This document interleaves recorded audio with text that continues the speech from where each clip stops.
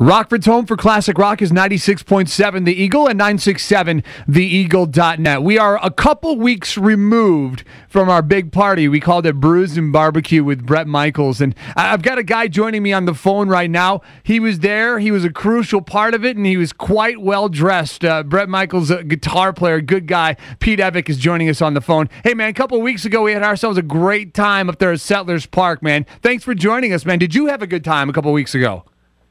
Oh, you know, man, I had the best time ever. We always have a good time when we're partying with you guys. And I noticed your comment about my attire. You want to tell everybody why I was so well dressed? Well, yeah, Pete was, the guitar player on stage, and he was wearing the Cheap Trick version, or the Captain Jack version of the Cheap Trick shirt. My very own Captain Jack shirt with the Cheap Trick trademark logo. And you came off the bus and got ready to hop on stage with that shirt on, and I thought, yep, that's a well dressed man right there.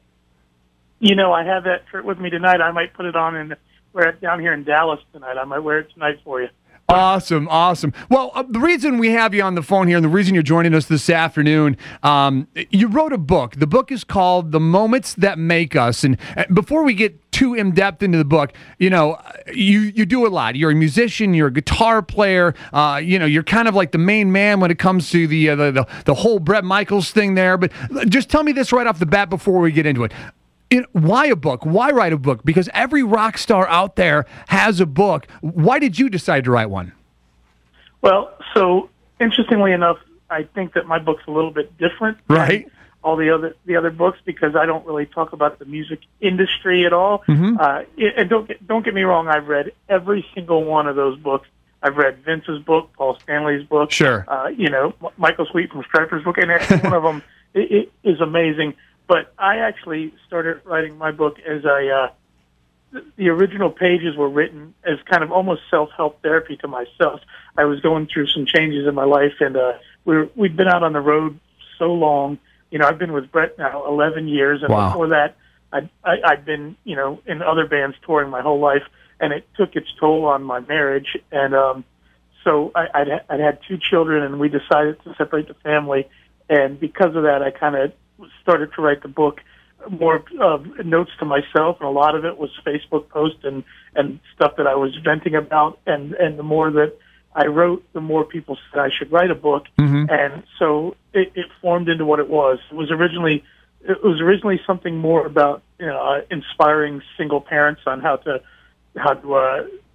do what I was going to have to do, and sure, kind of a note to myself. And it became more of an inspirational journey through my own childhood, and it became much more about soul searching and finding yourself in today's world than it was more about just being a better father, which was the original idea. Pete Evick is joining us. He's you remember him from a couple weeks ago, the guitar player for Bret Michaels. He put a book together. It's called The Moments That Make Us. And I was going to ask you what the inspiration was, and obviously backstories, and just basically going through life as you know it. Made you put this together. I can imagine, you said it took a toll on your marriage, being out there on the road and being a musician and doing the rock star thing, something like that where you're so separated physically and you're not always, with your wife or with your significant other or with your kids. That for you mentally, that's really got to take a toll on you. It takes a toll on anybody. It's an interesting story when you're a professional musician or a rock star, is you're not allowed to complain. Uh-huh. No one wants to hear that you're exhausted or you're tired or that you're lonely or you miss somebody. You are living the life, and that's our job. Our job is in all honesty, our job is to sell that fantasy to everybody. Right. That it's the greatest life in the world, and it is. Let me make sure that I say it's all I ever dreamed, it's all I ever wanted, and I wouldn't want anything else. And it's a wonderful time, but everybody goes through the whole grass is always greener. There are moments where I see people that have regular jobs and come home at 5 o'clock and have dinner and spend every evening with their family and, go on weekend trips. That looks appealing to me, just sure, like what I do looks appealing to other people. And so I can't, it's not to complain, but the grass is always greener to everybody. It takes its toll on everything. If you're going to do this at the level that we do it, right, you miss weddings, mm-hmm, funerals, holidays, birthdays, graduations. if you're a top level performer like Bret Michaels, you're going to play on New Year's Eve and you're going to play on Thanksgiving, and they hire the people that hire you to perform take those level acts on the days that are hard to fill. They don't take you on a regular Friday night, right, where anybody can pack a house. If somebody needs to do a Memorial Day or a 4th of July concert, they will pick a A-level act like Bret, and so there we go out because they need a big name to draw, and so we miss the holiday with our families, which, again, I'm not complaining. I've had some amazing 4th of July. 4th of July is my favorite holiday, but I've done some amazing things in Biloxi down there in the South and different places and have wonderful times and wonderful memories. But it does take its toll on you every day. Every single day you unpack your office and you unpack your living stuff in a hotel room, right, and every day you unpack your office in a dressing room, and then you go to work at a different place every day, and just the setup and the cleanup can take its toll on you. Sure. Like the hour on stage, but it's great. I wouldn't ask for anything else, and I can't say that enough. Pete Evick is joining us. He was in town a couple weeks ago, the guitar player for Bret Michaels, the author of the book, The Moments That Make Us. And obviously, a lot of this book has to do with your kids. Obviously, your children mean a lot to you. When you put something like this together, and the book's been out for a little while, I mean, are your kids able to understand and comprehend, what you're saying, what you're feeling? Are you able to share with them, hey, listen, Dad put together this book? I mean, right on the front cover of the book is your hand and your children's hands there. Is this something that they can grasp at a young age? Well, so my youngest is 9 years old. His name is Jacob, and my oldest is 13. His name's Gavin.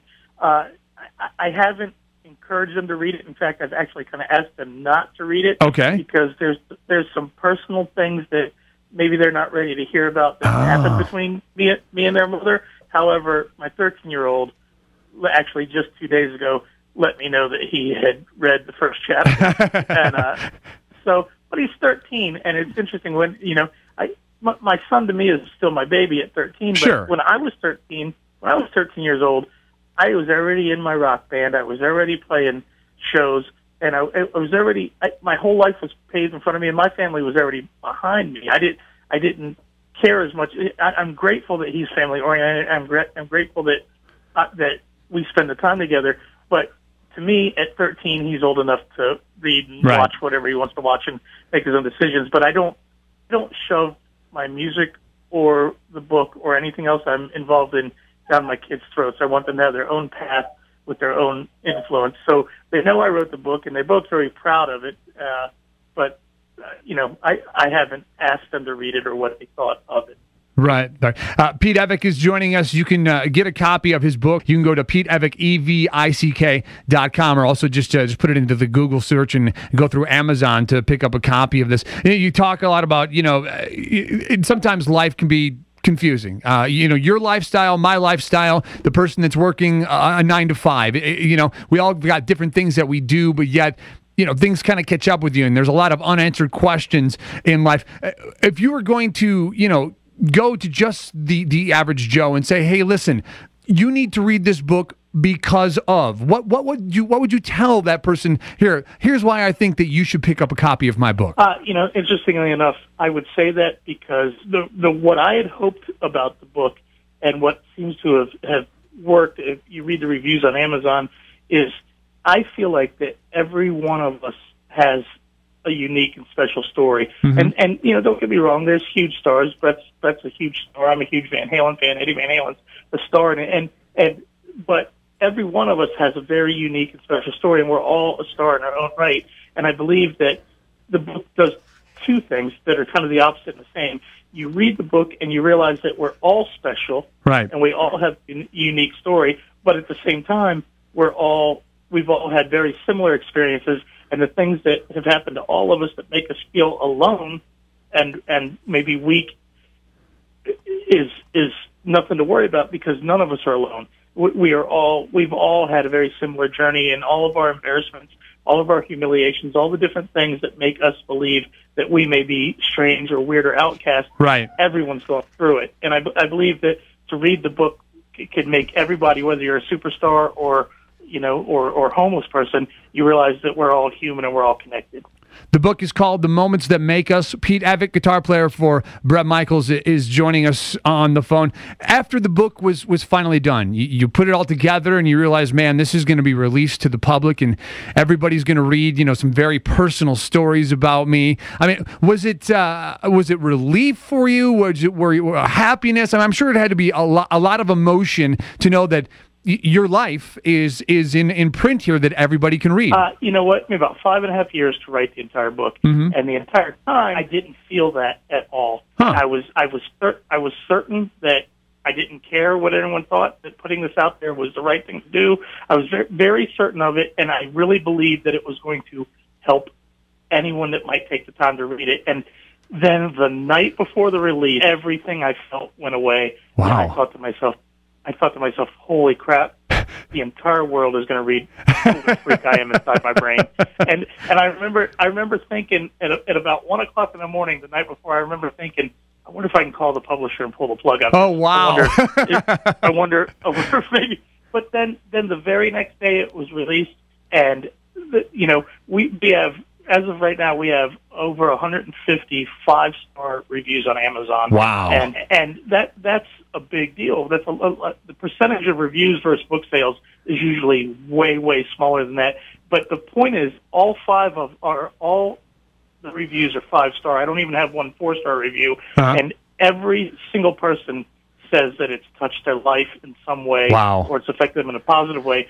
So now I'm, without a doubt, 100% sure that I did the right thing. There's no doubt in my mind that whatever drove me to write that book was for a positive purpose in the world. Wow. And the thing is like you live a lifestyle where being accepted by people, being accepted by an audience, you walk on stage and you've got the guitar on and you want to make people happy. You want to make people cheer and sing along and dance like everybody did at Brews and Barbecue and have a good time. And to be able to get that kind of satisfaction from a different outlet, from a different form of medium, that has to be just an amazing feeling for you. It is. It's no matter what you do in life, when you take a step to a different career and an unknown career. I don't know if you've ever done one thing and then all of a sudden do something different.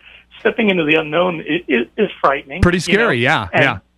Yeah, and I did that. I've never written a book before in my life, and I didn't consult anybody about how to write a book. I didn't figure it out. I wrote the book and then worried about all that stuff. And it's important. You've seen me play several times. Right. Into the shows. You've commented on how happy I look on stage. It's what I say. I say to everybody: if you were given the day we live in, the age we live in, where everything is so dark, everything's so terrible, if you've been given the gift to be able to entertain, whether it's being a DJ, a comedian, a musician, if you have that gift, it's your responsibility to use that. Sure. You have the power to make this world a better place in such dark times. I look down on anyone that doesn't take their talent. If you're sitting in the basement and not playing for people, whether it's on the corner with your acoustic guitar or in front of 20,000 people, if you have that talent, you better use it, because that's what God gave you to make the world a better place. So I think that just like with the book, if you have that, you better do it, and that's what I did. The book is called The Moments That Make Us. Check it out on Amazon. You can also go to PeteEvick.com. One more question really quick. Yeah. Are you going to bring us back next year to Brews and Barbecue? I got to tell you, ever since the very next day, the very next morning, Sunday morning, I'm in the gym trying to get some cardio in. First person that talks to me asks me that exact same question. Pete, thanks so much, man. We'll talk to you again soon. Thank you so much.